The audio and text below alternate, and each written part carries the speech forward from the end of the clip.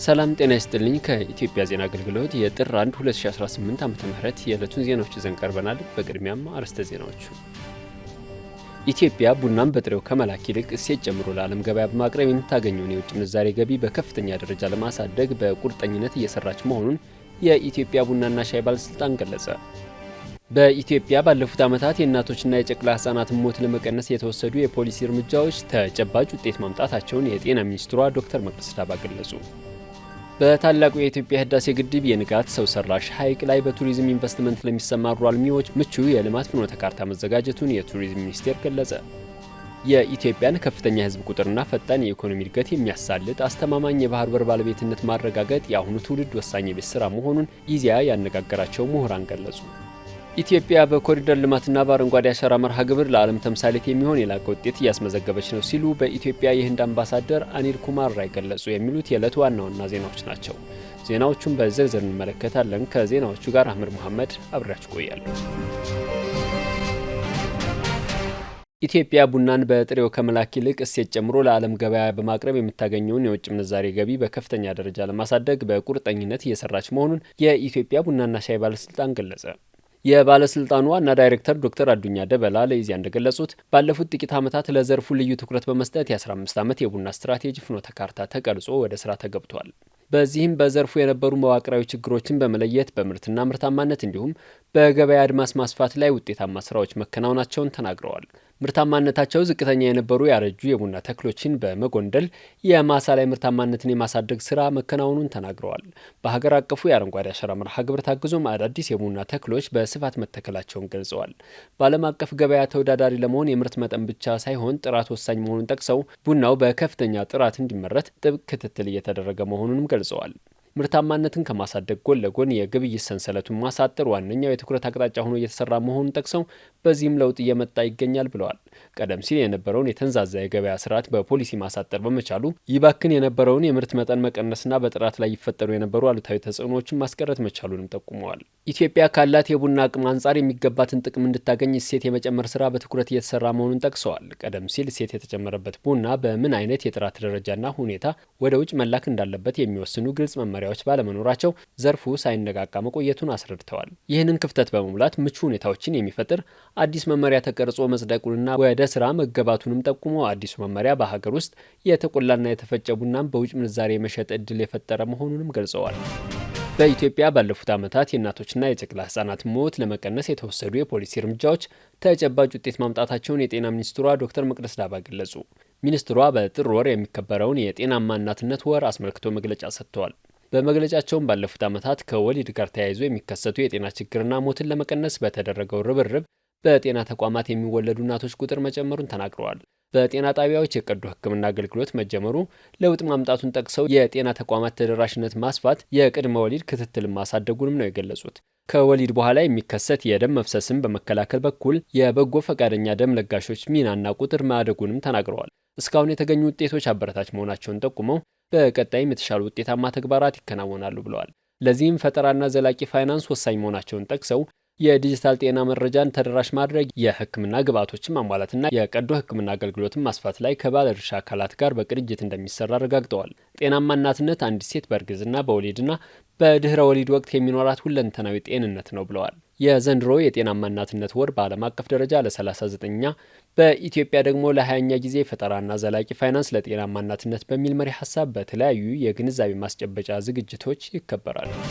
በታላቁ የኢትዮጵያ ህዳሴ ግድብ የንጋት ሰው ሰራሽ ሐይቅ ላይ በቱሪዝም ኢንቨስትመንት ለሚሰማሩ አልሚዎች ምቹ የልማት ፍኖተ ካርታ መዘጋጀቱን የቱሪዝም ሚኒስቴር ገለጸ።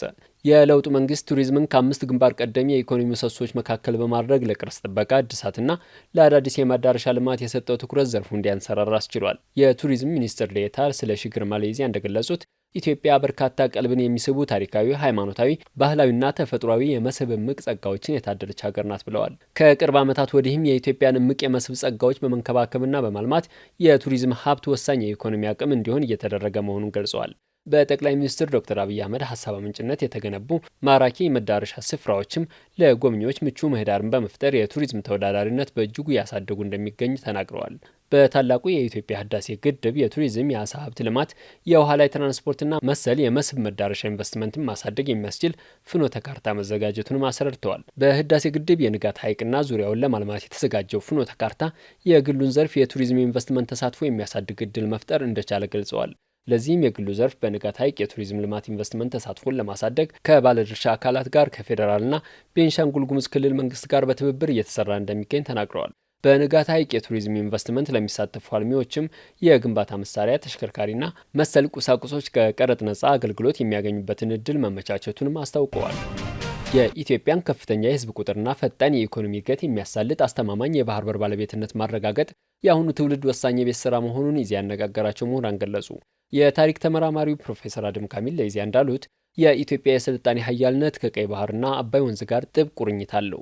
የውስጥ ባንዳዎችና የውጭ ታሪካዊ ጠላቶች በሸረቡ ሴራ ኢትዮጵያ ከስልጣኔዋ ጋር ጥብቅ ቁርኝት ካለው አስተማማኝ የባህር በሯ እንድትገለል መደረጉን አስታውሰዋል። በዚህም ኢትዮጵያ ላለፉት 3 አስርተ ዓመታት ኢኮኖሚያዊ፣ ማህበራዊና ፖለቲካዊ ዋጋ እንድትከፍል መገደዷን አስገንዝበዋል። የኢትዮጵያን ከፍተኛ የህዝብ ቁጥርና ፈጣን የኢኮኖሚ እድገት የሚያሳልጥ አስተማማኝ የባህር በር ባለቤትነት ማረጋገጥ የአሁኑ ትውልድ ወሳኝ የቤት ስራ መሆኑን ገልጸዋል።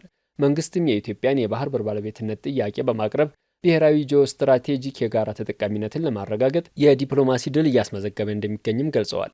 በትራንስፖርትና ሎጂስቲክስ ሚኒስቴር የፖሊሲና ስትራቴጂ ተመራማሪ ዶክተር ተመስገን ዋለልኝ የኢትዮጵያ የባህር በር ማጣት በሎጂስቲክስ እንቅስቃሴው ላይ ከፍተኛ ጫና ማሳደሩን ተናግረዋል። ኢትዮጵያ ለወደብ ኪራይና ትራንዚት ከምታወጣው ገንዘብ ባለፈ በወጪና ገቢ ምርቶች ላይ ከፍተኛ ጉዳት እንዲደርስ በማድረግ ዓለም አቀፍ የንግድ ተወዳዳሪነትን እያቀጨጨ መሆኑን ገልጸዋል። የባህር በር ባለቤትነትን ለማረጋገጥ የቀረበው ጥያቄ የሎጂስቲክስ ዘርፍ የኢኮኖሚ ስብራትን በዘላቂነት የሚጠግን ወሳኝ የዲፕሎማሲ አካሄድ መሆኑን ተናግረዋል። በሐዋሳ ዩኒቨርሲቲ የምጣኔ ሀብት ትምህርት ክፍል መምህርና ተመራማሪ ዶክተር በዓሉ ጡቄላ ኢትዮጵያና ቀይ ባህር ሊነጣጠሉ የማይችሉ ተፈጥሮ ያቆራኘቻቸውና የታሪክ እውነታ ያላቸው መሆኑን ተናግረዋል። በመሆኑም የኢትዮጵያ የባህር በር ባለቤትነት ጥያቄ የምጣኔ ሀብት ጉዳይ፣ የብሔራዊ ደህንነትና አጠቃላይ የሀገር ህልውና ጉዳይ መሆኑን ገልጸው ምላሽ የሚሻ የትውልዱ ጥያቄ መሆኑን ገልጸዋል። በዩኒቨርሲቲው የምጣኔ ሀብት ትምህርት ክፍል መምህርና ተመራማሪ ረዳት ፕሮፌሰር ጌታቸው አየለ በታሪክም መልክዓ ምድርም ይሁን በዓለም አቀፍ ሕግ ኢትዮጵያን ከቀይ ባህር ነጥሎ ማየት እንደማይቻል ገልጸዋል። የኢትዮጵያ የባህር በር ባለቤትነት ጥያቄ ምላሽ ካገኘ ከራሷን ባለፈ አህጉራዊ የምጣኔ ሀብት ትስስርን የሚያጠናክር መሰረታዊ ጉዳይ መሆኑንም አስረድተዋል።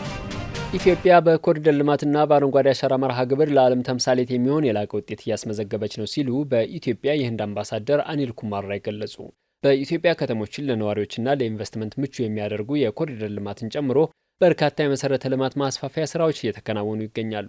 በኮሪደር ልማት ከተሞችን ውብና ለኑሮ ምቹ ከማድረግ በተጨማሪ በአረንጓዴ አሻራ መርሃ ግብር የአየር ንብረት ለውጥን ለማቋቋምና አረንጓዴ ኢኮኖሚን ለመገንባት የሚያስችሉ ውጤታማ ስራዎችም ተከናውነዋል። በኢትዮጵያ የህንድ አምባሳደር አኒል ኩማር ራይ ከኢዜአ ጋር ባደረጉት ቆይታ እንዳሉት በኢትዮጵያ እየተከናወነ ያለው የኮሪደር ልማት ስራ የጠንካራ እቅድና አፈጻጸም እንዲሁም የላቀ የአመራር ብቃት ማሳያ ነው። በተለይም በአዲስ አበባ እየተከናወነ ያለው የኮሪደር ልማት ከተማዋን ውብና ማራኪ ገጽታ ያላበሰ ነው ብለዋል። ይህም በኢትዮጵያ ለመኖር ሀብት ማፍራት ለሚሹ የውጭ ዜጎችን ምቹ መደላደልን መፍጠሩን ተናግረዋል።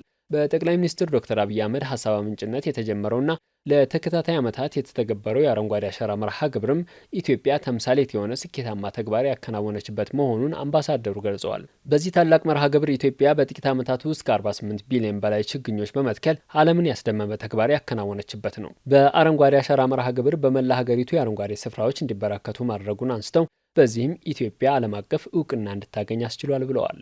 የተከበራችሁ አድማጭ ተመልካቾቻችን ለዕለቱ ያዘጋጀናቸው ዘገባዎች እነዚህ ይመስሉ ነበር። ከዜናዎቹ ጋር አህመድ መሐመድ አብሬያችሁ ቆየሁ። መልካም ጊዜ